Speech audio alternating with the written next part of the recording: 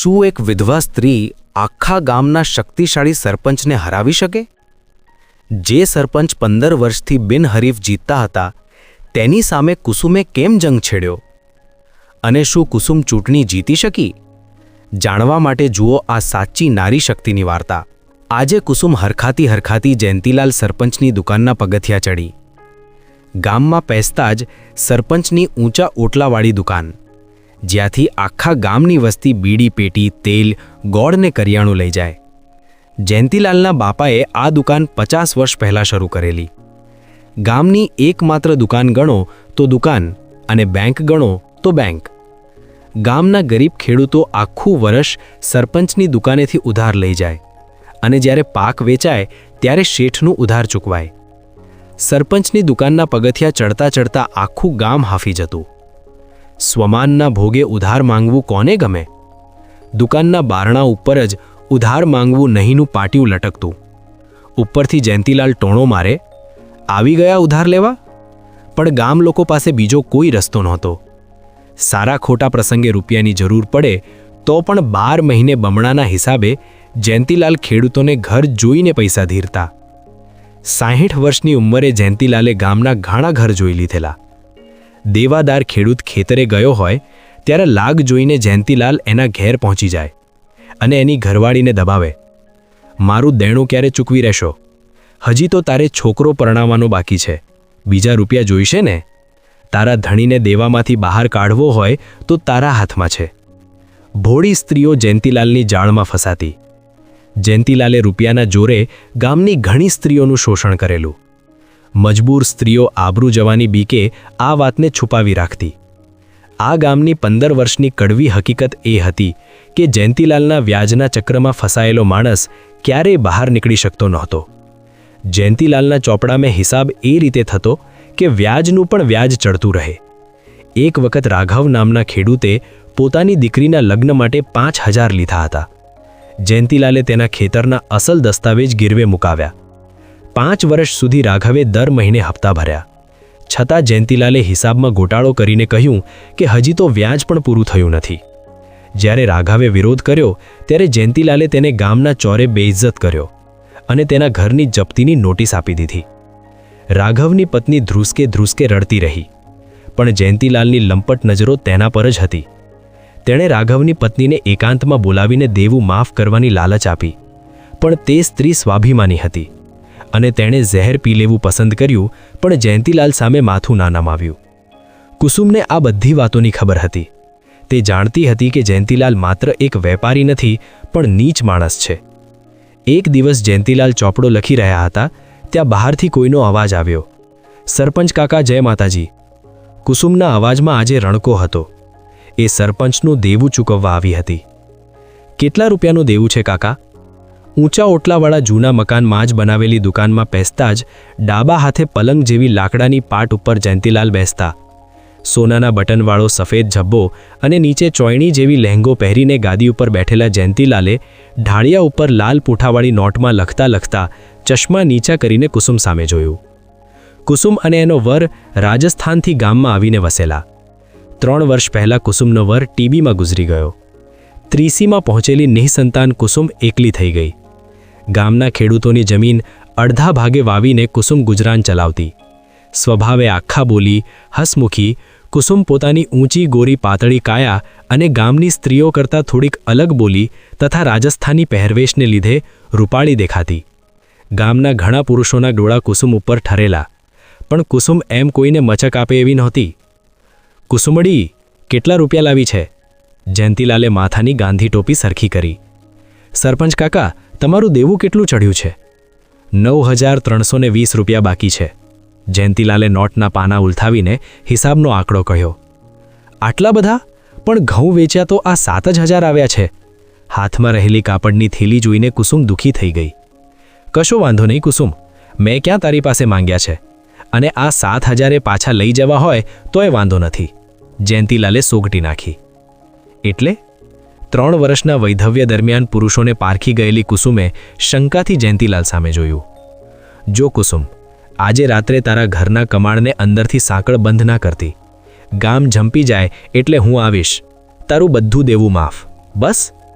સરપંચ કાકા, મર્યાદામાં રહો. ડોસા થયા તોય શરમ નથી આવતી. કુસુમ બગડી. જા મોટી શરીફ થવાવાળી, પૈસા ચૂકવી દે તારા બાપાના. જયંતીલાલે રંગ બદલ્યો. કુસુમ રૂપિયાની થેલી ગાદી ઉપર ફેંકીને દુકાનની બહાર નીકળી ગઈ. ગામના નગરશેઠ તરીકે ઓળખાતા અને 15 વર્ષથી બિનહરીફ ચૂંટાતા જયંતીલાલ કુસુમ સામે એક જ મિનિટમાં કોડી ન થઈ ગયા. સરપંચની દુકાનેથી નીકળીને એ સીધી માતાજીના મંદિરે પહોંચી. કુસુમની આંખમાં આંસુ અને મગજમાં અણુબોમ્બ જેવો ગુસ્સો હતો. માં, આ લંપટને સીધો કરવો છે. મને શક્તિ આપજે, ભેગી ભળજે માં, કહીને કુસુમે લહેરિયાના છેડે ગાંઠ વાળી. બીજા દિવસથી જ કુસુમે કામ શરૂ કરી દીધું. ગામના તળાવે વાસણ કપડાં કરવા આવતી સ્ત્રીઓ આગળ વાત મૂકી. આ જયંતીલાલ સરપંચના લક્ષણ બરાબર નથી લાગતા. દુકાને વસ્તુ લેવા જઈએ તો એના ડોળા ચકળવકળ થાય છે. કુસુમે મમરો મૂક્યો.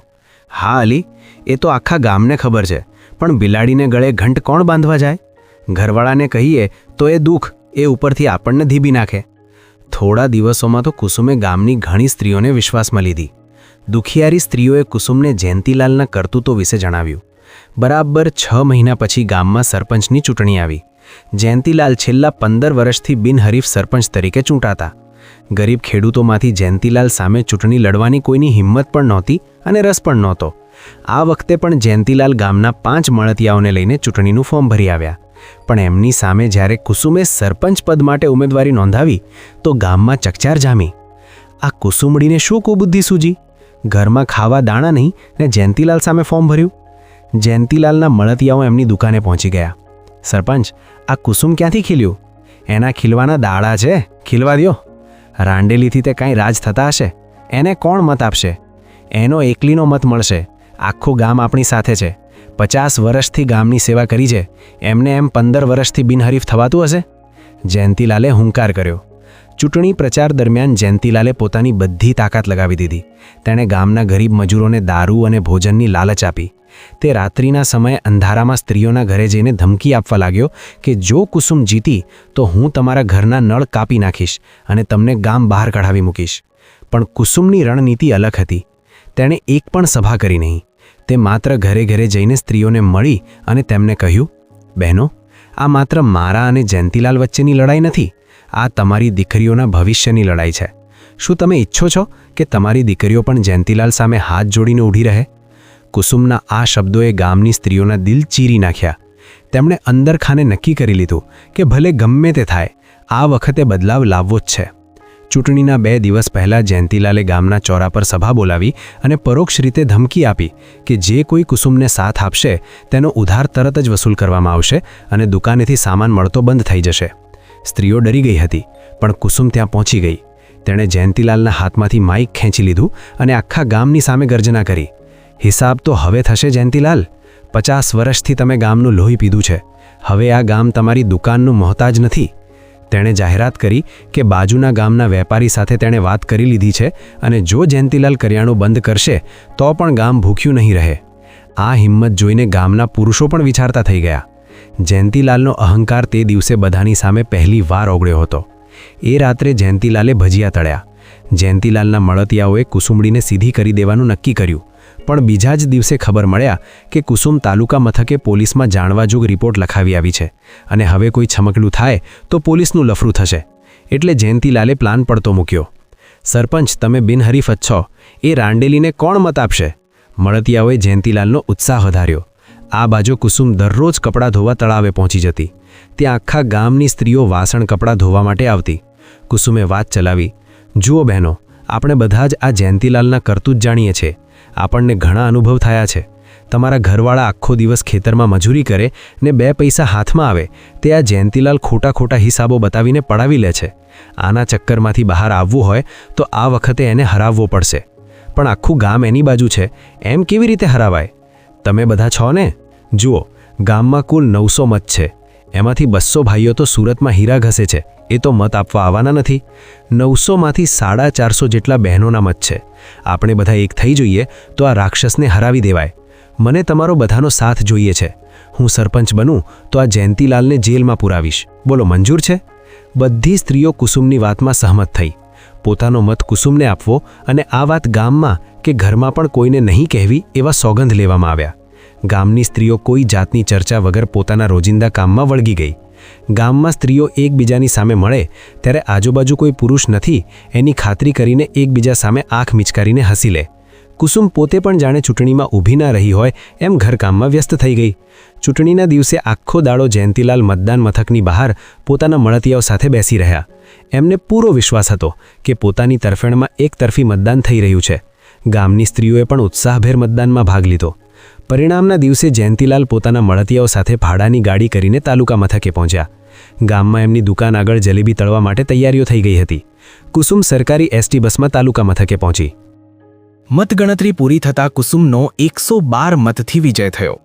કુસુમ સાંજની બસમાં પરત આવી તો આખા ગામની સ્ત્રીઓ માથે કળશ ઉપાડીને કુસુમબેન સરપંચનું સ્વાગત કરવા ઊભી હતી. કુસુમના ચહેરા ઉપર વિજય મળ્યાની ખુશી કરતાં આત્મસંતોષનો ભાવ વધારે દેખાતો હતો. વિજયના સરઘસ પછી કુસુમ સીધી જયંતીલાલની દુકાને પહોંચી, પણ આજે ત્યાં જલેબીના બદલે સન્નાટો હતો. જયંતીલાલ પોતાની ગાદી પર એકલા, માથું નીચું રાખીને બેઠા હતા. કુસુમે શાંતિથી કહ્યું, સરપંચ કાકા, આ વિજય મારો નથી, પણ એ દરેક મજબૂર સ્ત્રી અને ગરીબ ખેડૂતનો છે જેમના પર તમે વર્ષો સુધી સિતમ ગુજાર્યા છે. જયંતીલાલે ધ્રુજતા અવાજે કહ્યું, કુસુમ, હવે તું જીતી ગઈ છે. હવે તું શું કરવા માંગે છે? મને જેલમાં મોકલીશ? કુસુમે તેની સામે જોયું અને મૃદુ અવાજે જવાબ આપ્યો, જેલમાં તો તમારા કર્મો તમને ક્યારના પૂરી ચૂક્યા છે કાકા. આખું ગામ તમારી સામે ધિક્કારથી જુએ છે. એનાથી મોટી બીજી કઈ સજા હોય? અમારે બીજું કંઈ નથી જોઈતું. બસ આવતીકાલ સવાર સુધીમાં પેલા લાલ પૂંઠાવાળા ચોપડામાં જેટલા પણ ગરીબોના ખોટા હિસાબ અને જમીનના દસ્તાવેજ છે એ સળગાવી દેજો. જો તમે સાચા મનથી પશ્ચાતાપ કરશો તો ગામ તમને માફ કરી દેશે. બાકી આ કાયદો તો પોતાનું કામ કરશે જ. જયંતીલાલની આંખમાં પહેલીવાર શરમ અને પસ્તાવાના આંસુ હતા. તેમણે તે જ રાત્રે બધા ખોટા દસ્તાવેજો પંચની હાજરીમાં પરત કર્યા. ગામમાં એક નવો સૂરજ ઉગ્યો હતો. સ્ત્રીઓ હવે માત્ર ઘરના ઉમરા સુધી મર્યાદિત નહોતી, પણ ગામના વહીવટમાં પણ ભાગ લેતી થઈ હતી. કુસુમે સાબિત કરી દીધું કે જ્યારે અન્યાય હદ વટાવે છે ત્યારે એક એકલી સ્ત્રી પણ જો શક્તિ અને સંગઠનનો સહારો લે તો ગમે તેવા શક્તિશાળી રાવણનું અભિમાન ઓગાળી શકે છે. આ વાર્તા બોધ આપે છે કે ડર એ આપણી અંદર હોય છે. જે દિવસે આપણે ડરને ખંખેરી નાખીએ છીએ તે દિવસે વિજય આપણો જ હોય છે. અને ખરો નેતા એ જ છે જે સત્તાના જોરે નહીં પણ લોકોના વિશ્વાસ અને સેવાથી શાસન કરે છે. કુસુમ હવે માત્ર રાજસ્થાની કુસુમ નહોતી, પણ આખા ગામની લોકમાતા બની ગઈ હતી, જેણે અન્યાયના અંધકાર સામે હિંમતનો દીવો પ્રગટાવ્યો હતો. મિત્રો, આવી જ પ્રેરણાદાયક વાર્તાઓ જોવા માટે અમારી ચેનલને અત્યારે જ સબસ્ક્રાઇબ કરો અને બેલ આઇકન દબાવો. આવજો મિત્રો. જય શ્રી કૃષ્ણ.